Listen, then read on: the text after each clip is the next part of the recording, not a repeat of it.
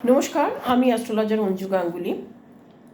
আগামী 26শে মে অর্থাৎ 26শে মে ফলহারিণী অমাবস্যা।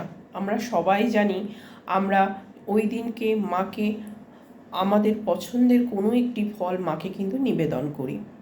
ওই দিনকে আপনারা এটা তো করবেনই, তার সঙ্গে আরেকটি টোটকা আমি আপনাদেরকে বলবো। সেটা হচ্ছে আপনারা তিনটে পান পাতা নেবেন। পান পাতা যে দিকটা মসৃণ দিক, সেইখানে আপনি কি করবেন, হলুদ এবং সিঁদুর এই দুটো জিনিস দিয়ে আপনার মনোবাসনা লিখবেন। অর্থাৎ আপনি কি চাইছেন, ধন সম্পত্তি, মান সম্মান বা আর যা যা চাই আপনার, সেটা একটি কথাতে লিখবেন। তিনটে পান পাতার উপর একটি কথাই লিখবেন। যদি স্বাস্থ্য চান স্বাস্থ্য লিখবেন, শরীর স্বাস্থ্য ভালো থাকার জন্যে, ধন সম্পদ চাইলেন ধন সম্পদ লিখবেন, বিদ্যা চাইলে বিদ্যা লিখবেন, যে কোনো একটি লিখবেন তিনটে পাতার উপর।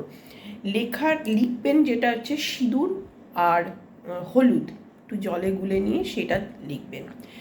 এবং পান পাতার উপরে একটি সুপুরি দেবেন।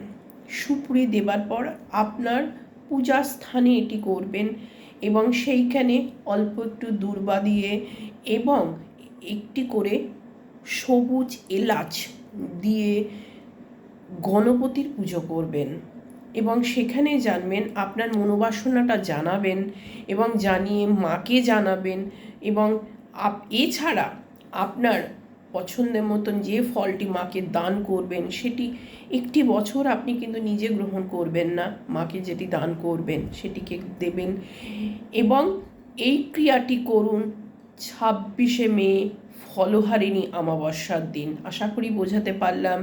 এটি করলে আপনার জীবনে অনেক কিছু পরিবর্তন ঘটবে এবং আশা করি আমি কথাগুলো বোঝাতে পারলাম। যদি কোনো প্রশ্ন থাকে অবশ্যই প্রশ্ন করবেন। নমস্কার, জয় মা তারা।